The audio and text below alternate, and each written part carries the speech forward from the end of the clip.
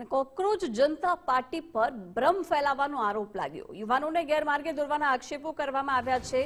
વિપક્ષી પાર્ટીઓ પર ગંભીર આરોપ લગાવાયા। વિદેશથી એજન્ડા ચલાવવાના યુવાનોના દાવા છે। કોકરોચ સામે હિટ છાંટવાની યુવાનોએ ચેતવણી આપી।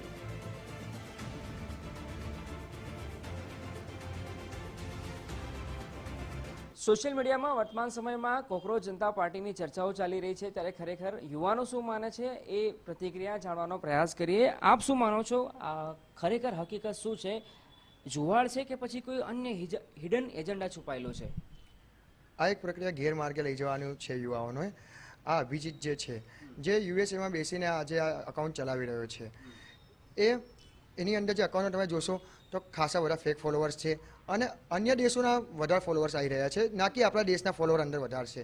અને અભિજીત જે છે એ જે ભૂતકાળના સમયની અંદર એક આમ આદમી પાર્ટીનો એક લીડર તરીકે હતો કે જે તમે જોશો એના ટ્વિટર અકાઉન્ટમાં 1/2/2025ના રોજ એ ટ્વિટરની અંદર પોસ્ટો કરેલી છે કે આમ આદમી પાર્ટી વિશે બધું બહુ ખાસી સારું લખે છે ને એવું બધું લખે છે। અચાનકથી જે બધું ડિલીટ કરી દે છે અને આ કોકરોચ જનતા પાર્ટી વિશે આવી જાય છે, નવું લાવી દે છે બધું।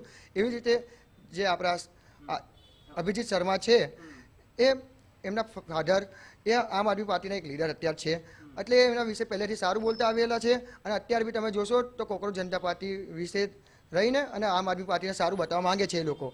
અને આ જે ધ્રુવ રાઠી છે એ પહેલેથી આપણી સરકાર વિશે ખરાબ બોલતો આવ્યો છે અને આજની તારીખમાં બી એ કોઈ રસ્તો શોધતો હોય છે કે એને કઈ રીતે સરકાર પાડવી અને પહેલેથી જ વિરોધ પક્ષમાં હોય એવું દેખાય છે અમને। સોશિયલ મીડિયામાં જોયું કે અમુક રિપોર્ટ અનુસાર આવ્યું કે ભાઈ આ જે કોકરોચ જનતા પાર્ટી છે એના ફોલોવર્સમાં મોસ્ટ ઓફ બહારના ફોલોવર છે ને એમાં પણ અડધા તો પાકિસ્તાનના જે આપણા વિરોધી દેશ છે એના જ ફોલોવર્સ છે। એટલે આ કોઈ ચોક્કસ એજન્ડા છે આપણા દેશના યુવાનોને ગેરમાર્ગે દોરવાનો અને આપણા દેશના પાછળ લઈ જવાનો। ત્યારે કેટલાક વિપક્ષો કે જે કેટલાય સમયથી જે દેશને લગતી જે કામ સારામાં સારું થઈ રહ્યું છે, આપણે એમ કહેવાય કે વિશ્વગુરુ તરફની આપણી જે છાપ ઊભી થવાની થઈ રહી છે એને ખરાબ કરવા માટે અને પોતાનો એજન્ડા ચલાવવા માટે એ દેશમાં તો નેરેટિવ ઊભા જ કર્યા જ હતા, વિરોધ કર્યો હતો, ત્યાં એ લોકો સફળ થયા નહીં। એટલે હવે અમુક યુવાનોને પોતાના અલગ અલગ દેશમાં બેસાડીને, જર્મનીમાં એક વિદ્યાર્થીઓ છે, કેટલાક યુવાનો અમેરિકામાં બેઠા છે, ત્યાંથી એ નેરેટિવ ચલાવવાની કોશિશ કરી રહ્યા છે।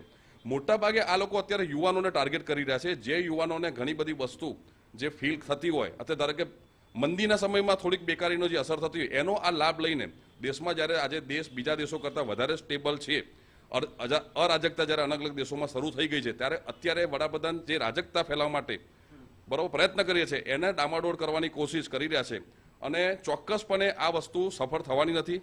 બરાબર, યુવાન જાગૃત છે। આમાં લોકોને ભ્રમિત કરવાનું જ આવી રહ્યું છે, કારણ કે આ બધા ટોટલી જેટલા જે ત્રણેય જણા છે, ધ્રુવ રાઠી, અભિજીત, અભિષેક, એ અભિજીત અને અભિષેક એ બહાર યુકેમાં અને અમેરિકામાં રહે છે અભિયાલ। એ લોકો બહારથી અત્યારે આ કંટ્રોલ કરી રહ્યા છે પાર્ટીના। અને અત્યારે ટોટલી આપણે જોઈએ તો એમના ઇન્સ્ટાગ્રામ ફોલોવર્સમાં ટોટલી આઉટ ઓફ કન્ટ્રીના, જાણે કે પાકિસ્તાન, અધરવાઇઝ એક્સેટ્રા કન્ટ્રીના જ ફોલોવર્સ વધારે છે એમાં। એટલે મીન્સ કે મુસ્લિમ ફોલોવર્સ એમના વધારે છે। એ લોકો અત્યારે ઇન્ડિયામાં કંઈકનું કંઈક અંદર કરી રહ્યા છે અને અત્યારે જે જેન્ઝી છે એ અત્યારના કોન્ટેન્ટ જોઈને એમનાથી અત્યારે જોડાઈ રહ્યા છે આમાં, પણ એ નથી। આમ જોવા જઈએ તો એકદમ આ પોલિટિક્સ જ છે। આમ આદમી પાર્ટી, આ તે કોંગ્રેસ બધા મળીને જ કંઈક કરી રહ્યા છે ગોલમાલાની અંદર। તો આપ જોઈ રહ્યા છો કે અમદાવાદના યુવાનો અને એક્ટિવ લોકો હતા, એમની પાસે જાણવાનો પ્રયાસ કર્યો કોકરોચ પાર્ટીનો જે ટ્રેન્ડ વધી રહ્યો છે અને ખરેખર આમાં હકીકત શું છે, એમનું શું માનવું છે એ જાણવાનો પ્રયાસ કર્યો। કેમેરા પર્સન વિનોદ સાથે અર્પિત દરજી, ગુજરાત ફર્સ્ટ, અમદાવાદ।